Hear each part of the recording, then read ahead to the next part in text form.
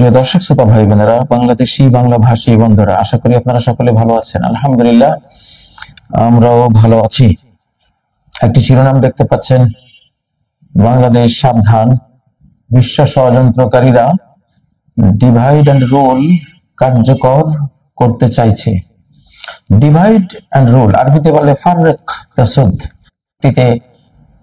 আমাদের যে একটি মুসলিম খেলাফত, সেটাকে তুরস্কের মুসলিম খেলাফতকে 40টি দেশে বিভক্ত করে সেখানেও ডিভাইড অ্যান্ড রুল এমন ভাবে ডিভাইড করে আমাদেরকে শক্তিহীন করা হয়েছে, যার ফলে এককভাবে আমরা তাদের মোকাবেলা করতে তখনও পারিনি, এখনো পাচ্ছি না। এক দেশকে আক্রমণ করে আর বাকি দেশ অধিকাংশ আমরা চেয়ে চেয়ে থাকি। তো বাংলাদেশের ভেতরে বর্তমানে যে অবস্থা, অতীতের বিভিন্ন প্রসঙ্গ নিয়ে যেভাবে কথা ছালাছালি শুরু হয়েছে এবং একটা হিংসা চর্চা আরম্ভ হয়েছে, এইটা খুব পেছন থেকে উস্কে দেয়া হচ্ছে। যারা উস্কে দিয়েছে তারা আধিপত্যবাদী, সাম্রাজ্যবাদী, তাদের এজেন্ট। তো এই দেশে লক্ষ লক্ষ এজেন্ট তারা তৈরি করে রেখেছে। বিশেষ করে বিগত 15 বছরে তাদের এজেন্ট তো কোনো অভাব নেই।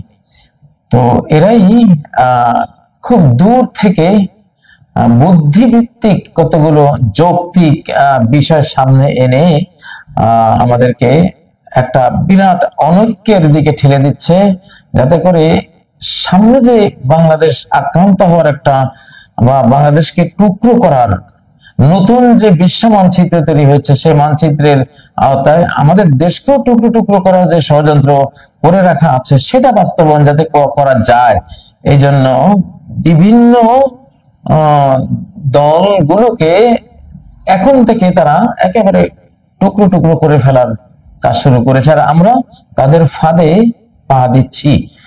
এই মুহূর্তে আমি সবাইকে সাবধান করছি যে 5ই আগস্ট যেমন কোন দলীয় পরিচয় ছিল না, এক ঐক্যবদ্ধ বাংলাদেশ আমরা ছিলাম, ঐক্যবদ্ধ জাতি হিসেবে আমরা আবির্ভূত হতে পারার কারণে এদেশের ছাত্র জনতা, সেনা, আলিম ওলামা, জেনারেল শিক্ষিত, নারী পুরুষ সবাই এক কাতারে এসে যাওয়ার কারণে আমরা ফ্যাসিবাদ থেকে মুক্তি পেয়েছি। আল্লাহ আমাদেরকে মুক্তি দিয়েছেন, আমরা একটি স্বাধীন বাংলাদেশ পেয়েছি। চক্রান্ত তো তখন থেকে চলমান, এখন আরো বেগবান সেই চক্রান্ত। তো এই মুহূর্তে আসলে আমাদের যার যার দলীয় একটা কার্যক্রম আছে, পরিচয় আছে, সেটা থাকুক, কিন্তু আমাদের আল্লাহ তাআলা একটা শিক্ষা দিয়েছেন 5ই আগস্ট, যে তোমরা 15 বছর বিভিন্ন দলীয় প্ল্যাটফর্ম থেকে আন্দোলন করেছ, যুগপৎ আন্দোলন করেছ, একদল এদিক থেকে ওই দিক থেকে সফল হওনি। সেই সফল না হওয়াটাও একটা মেসেজ যে এইভাবে সফলতা আসবে না। আমরা যখন সর্বদলীয় একটা ঐক্য তৈরি করে দলীয় পরিচয় ছাড়াই যখন বাংলাদেশি হিসেবে, বাংলা ভাষী হিসেবে এগিয়ে গেছি, মুসলিমরা মুসলিম, হিন্দুরা হিন্দু, এখানে আমাদের পরিচয় 3টা। দুটা হলো দেশীয় এবং আমাদের মাতৃভাষার পরিচয়, একটা হলো আমি বাংলাদেশি, আর একটা হলো আমি বাংলা ভাষী। আর ধর্মের ক্ষেত্রে যারা মুসলিম আমরা মুসলিম পরিচিত, যারা হিন্দু তারা হিন্দু ধর্মে পরিচিত, যারা বৌদ্ধ তারা বৌদ্ধের পরিচয় বহন করবেন। কিন্তু কমন 2টা পরিচয় আমাদের আছে, আমরা বাংলাদেশি, বাংলা ভাষী। বাস, আপনার ভাষা বাংলা, আমার ভাষা বাংলা, আপনার দেশ বাংলাদেশ, আমার দেশ বাংলাদেশ। আপনাকে বুকে জড়াবার জন্য, আপনাকে বন্ধু হিসেবে, আমার সহযোগী হিসেবে বরণ করার জন্য আর কোনো পরিচয় তো লাগে না। তার উপরে আপনি মুসলিম, আমি মুসলিম, মুসলিমদের মধ্যে যে সংযোগ বা ভ্রাতৃত্ব বা সৌহার্দ্য আছে, মুসলিম পরিচয় তো যথেষ্ট। এখানে 5ই আগস্টকে বহু স্টাডি করেছি আমরা, যে কি ছিল সেই দিনটা, কেমন ছিল। সেটা তো ইয়াউমুন মিন আইয়ামিল্লাহ, আল্লাহর দিবসগুলোর মধ্যে থেকে একটি দিবস ছিল সেটি। আমরা ঐক্যবদ্ধ বাংলাদেশ হওয়ার কারণে বিশাল নির্যাতক থেকে আমরা বেঁচে গেছি। তো সামনে কিন্তু আরো বড় চক্রান্ত আমাদের সামনে আছে, এটা আমরা জানি। বাইরের প্রতিবেশী দেশের প্রপাগান্ডা, কি ভয়ঙ্কর প্রপাগান্ডা বাংলাদেশের বিরুদ্ধে। আবার সীমান্তে শুরু হয়েছে পুশিং, শুরু হয়েছে কারফিউ, শুরু হয়েছে গোলযোগ। আবার আমাদের ভেতরে আন্তঃকোন্দল যেভাবে মাথা ছাড়া দিয়ে উঠেছে, এগুলো সব একটা জায়গা থেকে পরিচালিত হচ্ছে, পরিকল্পিত, মুখাত্তাতার ভিতরে বলে সুপরিকল্পিত ভাবে এটা করা হচ্ছে, যাতে করে দেশটাকে শেষ করা যায়। আমাদের পার্শ্ববর্তী একটা দেশের পরিণাম আমরা জানি, কিভাবে খণ্ড বিখণ্ড করে ফেলা হয়েছে। তো বাংলাদেশের ব্যাপারেও সেইম অপরাজনীতি, ষড়যন্ত্রকারীদের রাজনীতি এর উপরে থাবা বিস্তার করেছে। ইনশাআল্লাহ পাক ভারত যুদ্ধে যেমন অকল্পনীয় ফলটা এসেছে, যে আমরা যেমনটা আমি বিশেষ করে 5ই আগস্টের আগে পরে সবসময় বলে এসেছি যে এটা একটা শতাব্দী নতুন শুরু হয়েছে, আগের হিসেব নিকেশ এখন থাকবে না, যেমন থাকছে না, অলরেডি থাকতেছে না। আমাদেরকে এখন বাংলা ভাষী পরিচয় নিয়ে দেশ রক্ষা করতে হবে, বাংলাদেশি পরিচয় নিয়ে দেশ রক্ষা করতে হবে, সাথে মুসলিমদের মুসলিম পরিচয়, হিন্দুদের হিন্দু পরিচয়, যার ধর্মীয় পরিচয় তার কাছে থাকবে, কিন্তু কমন বাংলাদেশি বাংলা ভাষী দুটো পরিচয় আমাদের সবার। আপনি অমুক দল, আমি অমুক দল, আপনার পিছনে এই দোষ, ওনার এখন রানিং এই দোষ, মানে এই যে বিভিন্ন দোষ চর্চা শুরু হয়েছে, এটা শুরু করানো হয়েছে ইবলিসের যে জিন এজেন্টরা আর মানুষ এজেন্টরা মিলে, শায়াতিন আল জিন্নি ওয়াল ইনস, কোরআন যেটা বলছে, জিন শয়তান আর মানুষ শয়তানরা এই মানে বিচ্ছিন্নতাবাদ বাংলাদেশে উস্কে দিচ্ছে, যাতে করে সামনে কোনো আক্রমণ আসলে আমরা ডিভাইড অবস্থায় থাকলে কিছুই করতে পারবো না। যদি এমনটা হবে না ইনশাআল্লাহ, যারা ডিভাইড এন্ড রুলের নীতি নিয়ে, অপনীতি নিয়ে এগিয়ে যাচ্ছেন, হয়তো ভাবছেন বাংলাদেশকে কুক্ষিগত করবেন, আপনাদের এই স্বপ্ন আমরা ধূলিসাৎ করে দেব ইনশাআল্লাহ, ধূলিসাৎ করে দেব। আমি সর্বস্তরের বাংলাদেশের ধর্মীয় রাজনীতি করেন বা জাগতিক রাজনীতি করেন বা ধর্মীয় কোনো ব্যক্তি, অনেক অনেক কথা আছে। হয়তো যেমন আমি একটা এই শতাব্দীর একটা বৈশিষ্ট্য বোঝাবার জন্য একটা এক্সাম্পল দিয়েছি। এক্সাম্পলের উদ্দেশ্য হলো একটা জিনিস ক্লিয়ার করা। আব্রাহাম লিঙ্কনের গণতন্ত্র 2024 পরবর্তী বাংলাদেশে পৃথিবীতে থাকবে না। বললাম আব্রাহাম লিঙ্কনের গণতন্ত্র থাকবে না বাংলাদেশে, থাকবে না মুসলিম বিশ্বে, আরব বিশ্বে তো নাই, কবে থেকে নাই। এখন কি আসবে? এখন আসবে খিলাফাতুন আলা মিনহাজিন নবুওয়া, নবুয়ত স্টাইলের শাসন পদ্ধতি। মিনহাজ মানে এটা রাজপথ, নবুয়ত মানে তো নবীগণ, নবীগণের এটা নবীজির হাদিস, মুস্তাদে আহমদের এবং নাসিরুদ্দিন আলবানী সহিহ সিরিজের হাদিস, খেলাফা আলা মিনহাজিন নবুওয়া। পৃথিবীতে নবুয়ত স্টাইলের খেলাফত শুরু হবে, অলরেডি এটা শুরু হয়েছে, শিশু খেলাফার জন্ম হয়ে গেছে। তো সেটা আসে কিভাবে? সেটা কোনো নির্বাচন করে আসে না, সেটা আল্লাহ তাআলা মনোনীত করেন। যেমন হযরত ইমাম মাহদীকে আল্লাহ মনোনীত করবেন, সেটা আমরা ভোট দিয়ে তাকে মাহদী বানাতে পারবো না। উনি আল্লাহর মনোনীত হয়ে তিনি ইমাম মাহদী হবেন। আচ্ছা, হযরত ঈসা আলাইহিস সালাম আসবেন, প্রায় 45 বছর বিশ্ব শাসন করবেন, ওনাকে কে ভোট দেবে? কেউ দেবে না, দেওয়ার কোনো প্রয়োজন নেই। উনি সরাসরি ফেরেশতার কাঁধে ভর করে সিরিয়ার যে সাদা মিনারাওয়ালা মসজিদ সেখানে নামবেন, ইমাম মাহদী বলবেন আপনি সালাত পড়ান, উনি বলেন না, এটা তোমরা এই উম্মতের বৈশিষ্ট্য হলো তোমরা একে অপরের ইমাম হও, আপনি ইমামত করেন। তিনি ইমামত করবেন, পরে ইমাম মাহদীর পক্ষ থেকে তাকে খেলাফত বুঝিয়ে দেওয়া হবে, তিনি খলিফা। বাস, মনোনয়ন আমি বলেছিলাম এইটা যে এখন আল্লাহ তাআলা ইন্না খায়রা মান ইস্তা'জারাকাল কাওয়িয়ুল আমিন সূরা আল কাসাসের এই যে আয়াতটি গতকালকে এটা বলেছিলাম, আপনাদের মনে থাকার কথা, যে যে যোগ্য, যে আমানতদার, দেশ তার হাতে তুলে দিলে দেশ বিক্রি করবে না, দেশের অর্থনীতি তার হাতে তুলে দিলে সে অর্থ আত্মসাৎ করবে না, দেশের কোনো দায়িত্ব দিলে সে আমানত রক্ষা করবে, তাকে বলা হয় আল আমিন, বিশ্বস্ত। দেশের স্বাধীনতা বিকাবে না, দেশের সম্পদ আত্মসাৎ করবে না, দেশের মানুষের যে ন্যায্য অধিকার এটা সে নষ্ট করবে না, তাকে বলা হয় আল আমিন। আর আল কওয়ি হলো যোগ্য। এখন থেকে সামনে অন্তত 2090 বা আগামী পুরো 1 শতাব্দী যতদিন মুসলিম উম্মাহ থাকবে, সিস্টেম হবে কে যোগ্য কে বিশ্বস্ত তাকে চুজ করা হবে, তোমাকে দায়িত্ব দেওয়া হবে।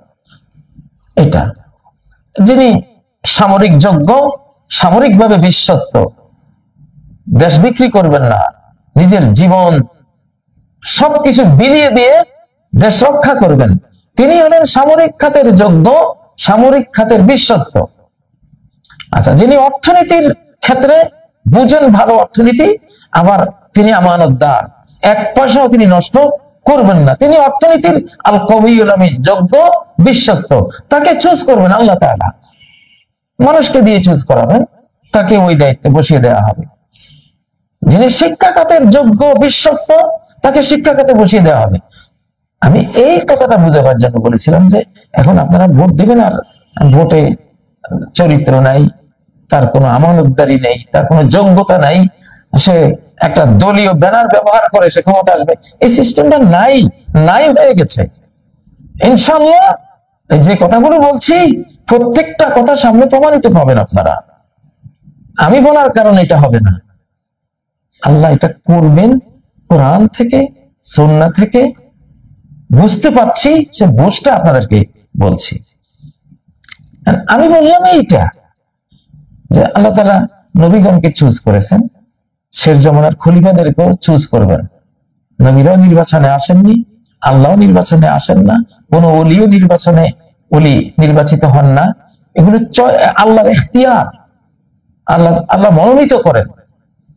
সুম্মা ওরাসনাল কিতাবাল্লাযিনা ইসতাফাইনা মিন ইবাদিনা, সূরা ফাতিরের মধ্যে আল্লাহ বলছেন আমার বান্দাদের মধ্যে আমি কোরআন তাদেরকে দিয়েছি, কোরআনে হাফেজ বানিয়েছি, কোরআনের আমলকারী বানিয়েছি, ইসতাফাইনা, যাদেরকে আমি মনোনীত করি। আল্লাহর মনোনয়ন পেলে একজন হাফেজ হতে পারে, আল্লাহর মনোনয়ন পেলে একজন মুফাসসির হতে পারে, আল্লাহর মনোনয়ন পেলেই একজন কোরআনের ওয়ারিস হতে পারে। পৃথিবীতে এখন গণতন্ত্র, ওই যে নির্বাচন বলে আসলে ফ্যাসিবাদ, আসলে জুলুমতন্ত্র, গণতন্ত্রের নামে জুলুমতন্ত্র, যেটা আমরা দেখলাম 3টা নির্বাচন আমরা পেলাম, শুধুই জুলুম, অত্যাচার আর হলো চর্যবৃত্তি করে ওনারা নেতা হয়ে গেলেন। তো এটা আর নাই পৃথিবীতে, সামনে আসবে না। আসবে কি আল্লাহর পক্ষ থেকে, আল্লাহ নিজে কাউকে মনোনীত করে পাঠাবেন অথবা বান্দাদের মাধ্যমে মনোনয়ন করাবেন। এই সিস্টেমটাকে বোঝাবার জন্য বললাম যে বাংলাদেশে যেটা হয়েছে 53 বছরও আমরা আমাদের ডক্টর ইউনূস সাহেবের মতো যোগ্য একজন নেতাকে পেয়েছি, এত নির্বাচন করে পাইনি। এটা আল্লাহ তাআলা ওনাকে বসিয়ে দিয়েছেন। অনেক আমাদের অর্থনীতির দায়িত্বে অনেক একজন দায়িত্ব নিয়েছেন এবং বিভিন্ন ক্ষেত্রে মোটামুটি অনেকে দায়িত্ব নিয়েছেন। এগুলি একটা নির্বাচনের মাধ্যমে আসছে না, চয়েস করা হচ্ছে, বসিয়ে দেওয়া হচ্ছে, সামনে তাই হবে। এটা একটা বিশ্ব ব্যবস্থার কথা বলছি, নিউ ওয়ার্ল্ড অর্ডারের কথা বলছি। আগে সেই আব্রাহাম লিঙ্কনের সেই সিস্টেমে আসবে না, আসবে এখন থেকে সামনে এই মনোনয়ন সিস্টেমে আসবে। এটা বুঝিয়েছিলাম এখন থেকে যারা আসবে, আপনি নিজে যদি আসেন, আপনি হয়তো আপনার যোগ্যতা আছে, বিশ্বস্ততা আছে, আল্লাহ আপনাকে মনোনীত করবেন। ইয়াখলুকুল্লাহু মা ইয়াশাউ ওয়া ইয়াখতার, আল্লাহ যা চান সৃষ্টি করেন এবং ইখতিয়ার করেন, মনোনীত করেন। এখন খলিফারা যেমন মনোনীত হতো, সেই মনোনয়নের যুগ শুরু হয়েছে, মনোনয়নের বিশ্ব ব্যবস্থা শুরু হয়েছে, তাই না? এইটা বুঝাবার জন্য বললাম। এখন এক্সাম্পল দিতে গিয়ে 2-1 মানুষের নাম আসলে আপনি কি বলবেন যে আপনি ওনাকে নবী বলে ফেললেন? আসলে এই যুগের মানুষের আকল নেই, মানে অধিকাংশ মানুষের আকল নাই। অধিকাংশ মানুষ গভীরভাবে চিন্তা করে না, একটা কথা শুনলেই বাস শুরু করলো, কিন্তু এটার পরিণতি যে নিজের উপরে আসবে, নিজে যে লাঞ্ছিত হবে, পরে তিরস্কৃত হবে, এটা সে বুঝে না। তা আল্লাহ তো কোরআনে বলছেন মাসালু নূরিহি কামিশকাত, সূরা নূরের 35 নম্বর আয়াত, আল্লাহর জ্যোতির উপমা হলো যেমন একটা বাতি ঘর বা প্রদীপ রাখা, চেরাগ রাখার একটা দীপাধার, তাই না? একটা প্রাচীরে ছিদ্র করে যেখানে একটা চেরাগ বসিয়ে দেওয়া হয়। আল্লাহ বলছেন আমার নূর, আল্লাহ নূরের এক্সাম্পল হলো সেই দীপাধারের মতো, সেই প্রাচীরের ওখানে যেই একটা আধার তৈরি করা হয় প্রদীপ রাখার মতো, তো আল্লাহর জ্যোতি হলো সেই দীপাধারের মতো। আপনি যদি বলেন তাহলে আল্লাহ তাহলে একটা চেরাগের মতো, এটা একটা ছোট্ট জিনিস, এত বড় আল্লাহ, অনন্ত অসীম আল্লাহ, কিভাবে নিজেকে এক্সাম্পল দিন? আরে বাবা, তো মেশকাতের মতো তার নূর, এটা বলে তিনি তো মেশকাত হয়ে যান না, তিনি তো দীপাধার হয়ে যান না, একটা এক্সাম্পল বুঝাবার জন্য একটা উদাহরণ দেয়া হয়েছে।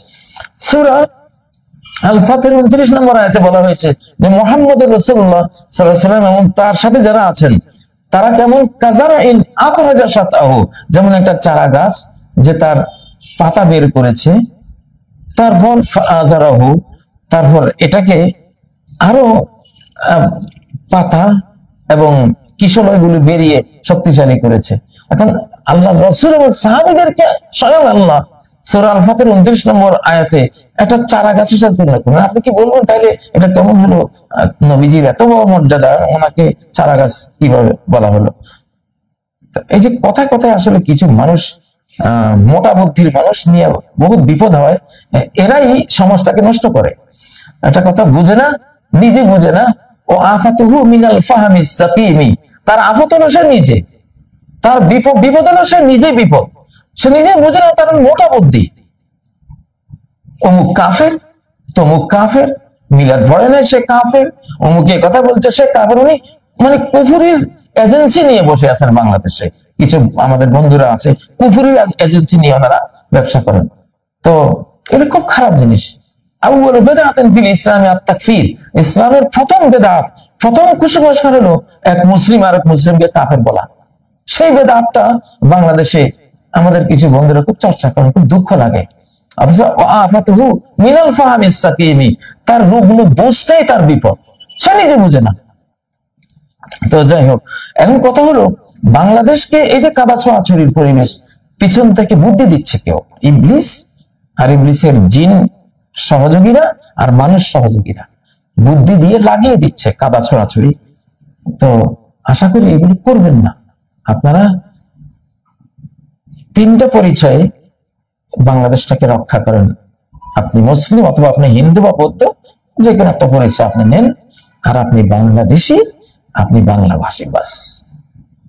আর কোনো পরিচয় দরকার নেই। দলীয় পরিচয়গুলো থাকুক না। এই দল করলে বলবেন এই দলের এই ইতিহাস, ওই দল বললে বলবেন ও এই দল তো এই করছে।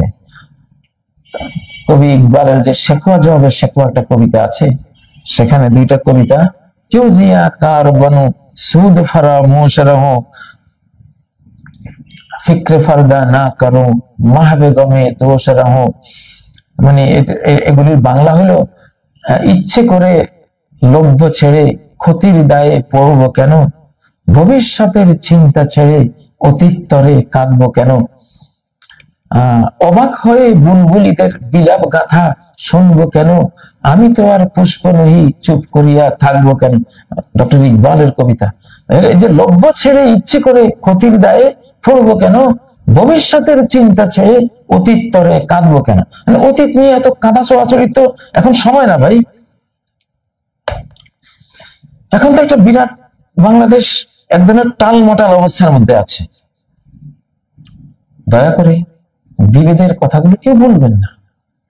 আপনার একজন ভাই একটা কথা বললে বা তার একটা দোষ থাকলে আপনি টেলিফোনে কথা বলেন, আপনি মিডিয়ায় এসে একেবারে তার ব্যাপারে একটা মন্তব্য করে দিলেন, একটা দলের ব্যাপারে একটা মন্তব্য করে দিলেন। দল একটা তো ফ্যাসিবাদী, তারা তো গেছে, তারা যাবেই, তারা যাক। আমি যদি অন্যায় করতাম আমিও যেতাম, আপনি অন্যায় করলে আপনি যেতে পারেন, যে গেছে সে যাক, কিন্তু বাকি যারা আছে তাদের তো ঐক্যবদ্ধ থাকতে হবে। আর যে গেছে তার ব্যক্তিরা তো আর সবাই যাওয়ার কথা না। ব্যক্তিরা যারা নির্দোষ, জাতি তাদেরকে দুই মাসে নেবে, সেটা একটু সবর করতে হবে। নবী সাল্লাল্লাহু আলাইহি সাল্লাম তো আমাদেরকে দেশ পরিচালনার আদর্শ শিখিয়ে গেছেন। তো সেই আদর্শে তো মক্কা বিজয়ের দিন সবাইকে ক্ষমা করে দিয়েছেন। দুই চারজন অপরাধী যারা ছিল তাদের বিচার করেছেন। এখন ন্যায় বিচারের হাতে যারা ফেসিবাদী ছিল তাদের ছেড়ে দেন, আর বাকিরা আপনারাও কে মতো থাকেন। কিন্তু আপনারা যদি এইভাবে কাদা ছোড়াছড়ি, দোষ চর্চা, একে অপরের বিরুদ্ধে এভাবে আক্রমণ শুরু করেন, তাহলে এই সুযোগটা কেমন হবে? দুই হরিণে সিংওয়ালা দুই হরিণ দেখেন না ন্যাশনাল জিওগ্রাফিতে, কি লাগিয়েছে, ফাঁকে দিয়ে চিতাবাঘ এসে একটাকে নিয়ে গেছে। ওরা তো দুজনে ক্লান্ত, নিজেরা মারামারি করে ক্লান্ত, এখন চিতাবাঘকে ট্যাকেল দেবে কিভাবে, তুলে নিয়ে গেছে। তো এমনটাই ইতিহাসে হয়েছে অতীতে। আল্লাহ তাআলা আমাদের দেশকে রক্ষা করুন। আমাদের এখন ঐক্যবদ্ধ বাংলাদেশ দরকার। সীসা ডালা প্রাচীর। পাকিস্তান যে তাদের প্রোগ্রামের নাম দিয়েছে বুনিয়ান ও মারসুস, সূরা আস-সাফের 4 নম্বর আয়াত, ইন্নাল্লাহা ইউহিব্বুল্লাযীনা ইউকাতিলুনা ফী সাবিলিহি সাফফান, আল্লাহ তাদেরকে ভালোবাসেন যারা তার পথে লড়াই করে সাফফান, সারিবদ্ধভাবে। কেমন সারিবদ্ধ?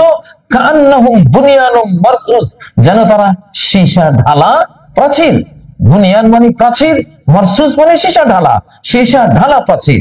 পাকিস্তান এটা ইলহামি একটা নাম, মানে এখন কিন্তু গোটা মুসলিম বিশ্ব একটা সীসা ঢালা প্রাচীর হয়ে যাবে ইনশাআল্লাহ।